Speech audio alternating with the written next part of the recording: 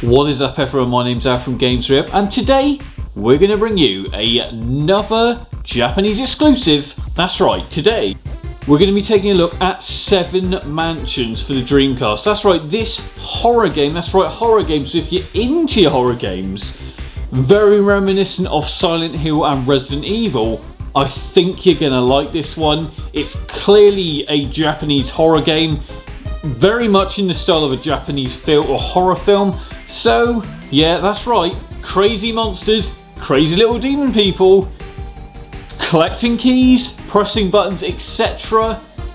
You're probably going to love this. Let's take a look.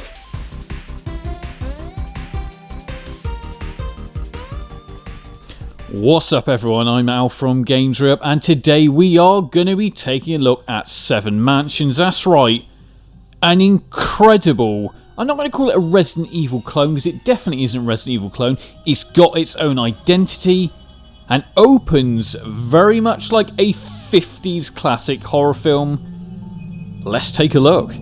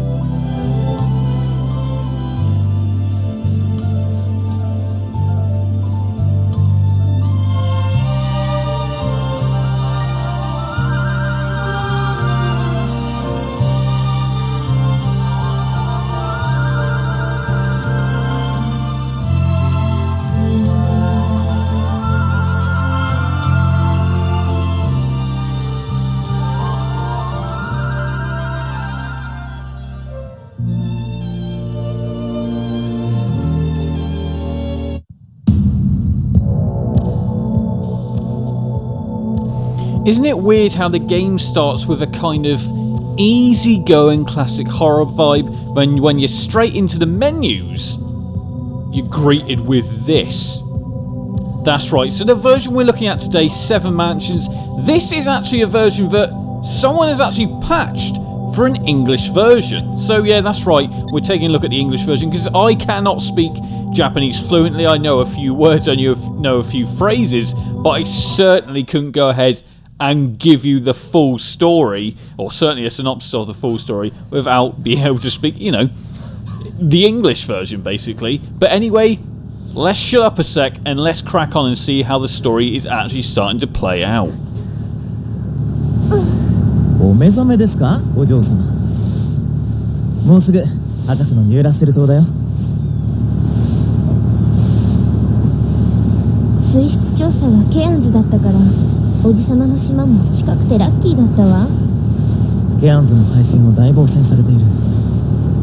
それにしてもアーネスト博士、心配だな。私の財団の島で緊急な要件ができた。ケイ君。So the game 7 Mysterious Mansions, or as we're just calling it here, 7 Mansions, Shivery Smile. That's right.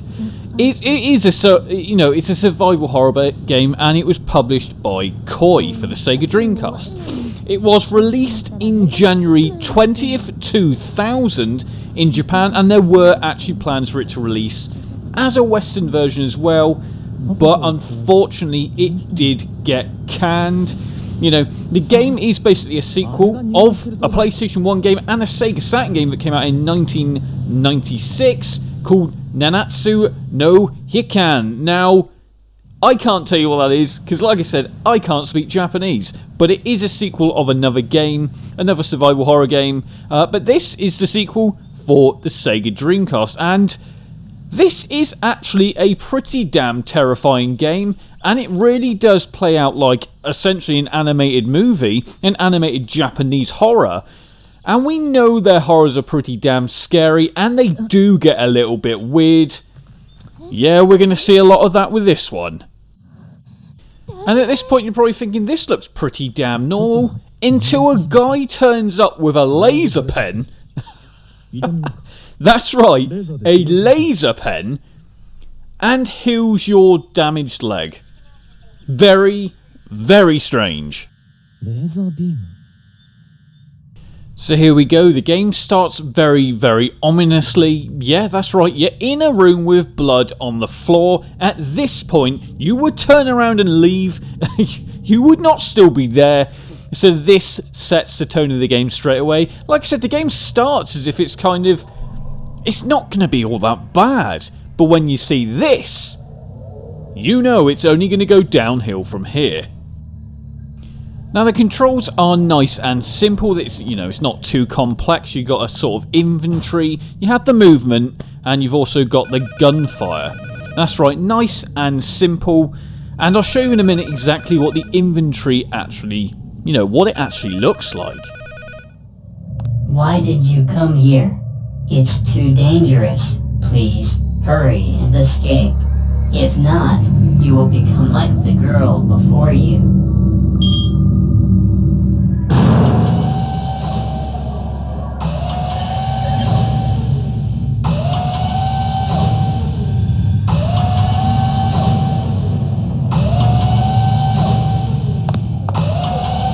Now you'll be glad to know there is no shortage of ammo in this game, as well as shortage of first aid kits. And to be fair, when you're playing on easy, you really don't find it that hard. You basically don't get damaged that easily. So there is that. There is also a map system which is really, really intuitive and kind of needed sometimes because you will get lost.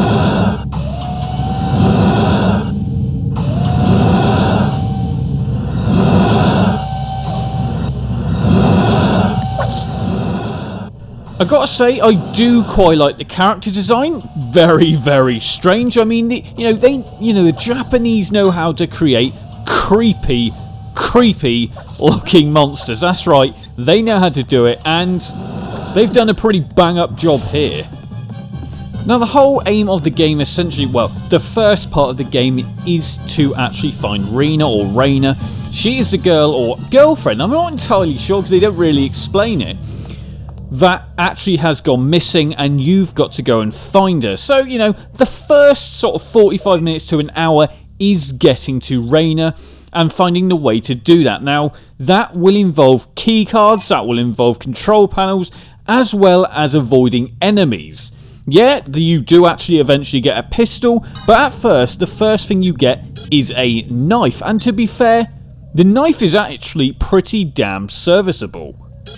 Now on this sub-menu here, this is basically a bit like, you know, in Resident Evil, your inventory. So here you can obviously see the weapons you've got. It will allow you to heal. You've kind of got sub-menus that filter out each different type of item, which I think is pretty good, which is something that maybe Resident Evil games should probably do to make it a little bit easier, especially during the action.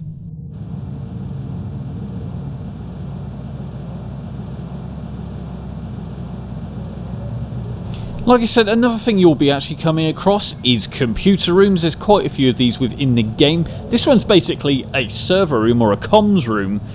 Old school looking though, definitely 90s. That's apparently some mainframe. Most of them are not that big anymore, especially for a small business. But anyway, this is where you'll use a lot of your cards and you'll basically get options to unlock doors that actually allow you to further progress the game.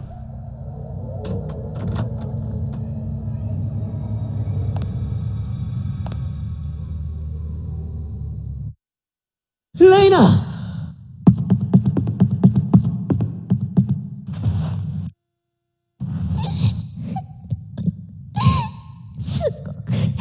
怖かったのよ。 泣かないで。 Now, I didn't actually mention this point, but if you play with Raina, if you play with Kai, or K is out, I think I'm going to call him Kai, you actually get different types of gameplay. If you play as Reina, she's kind of more adventure-based, but if you play as Kai, it's more action-based. So obviously, he's going to be very much using a knife, using a gun. She has a couple weapons, but she does kind of more puzzle-based and kind of finding things, if that makes sense, and kind of like secretive things, etc. So it's good because you've got two different perspectives, and this is all on one disc. So this really does pack a punch. Another fantastic thing is there is VMU support, and there is tons and tons of saving points, and you don't have to have an ink ribbon.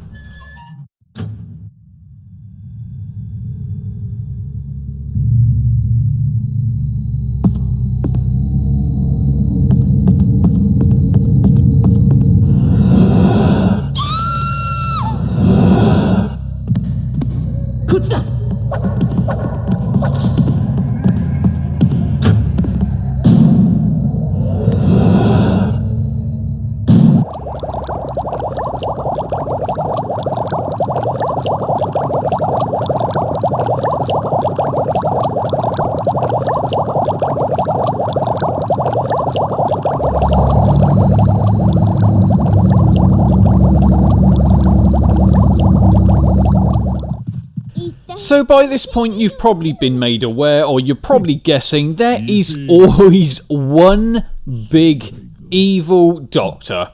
That's right, he's obviously trying to create some perfect organism or perfect monster. It's always the way these games go. Now obviously we've seen it with the G-Virus, we've seen it with the mad people behind games like Silent Hill, or in the games like Silent Hill. There's always someone a little bit crazy, and yeah, it happens in this game as well.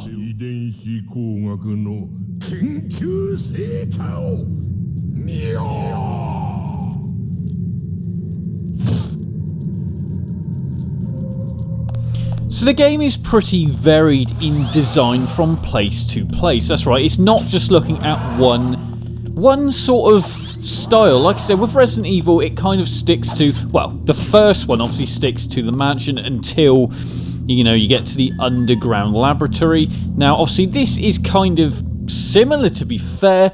There are nice varied scenes, which is really, really awesome and keeps the game fresh. Like I said, these FMVs actually break up the game very, very well, because sometimes they can just kind of get a bit annoying with some games, but it seems to really work pretty damn well with this game. So much so, it would be weird if it didn't have them, because it really does explain the story and explains exactly what's going on. So I'm going to wrap up the review and look at Seven Mansions right now. Like I said, you're already getting a vibe that you probably want to play this game. Like I said, you need to go out and find the patched version. Like I said, you can obviously buy the proper Japanese version from, eBay's probably the best place.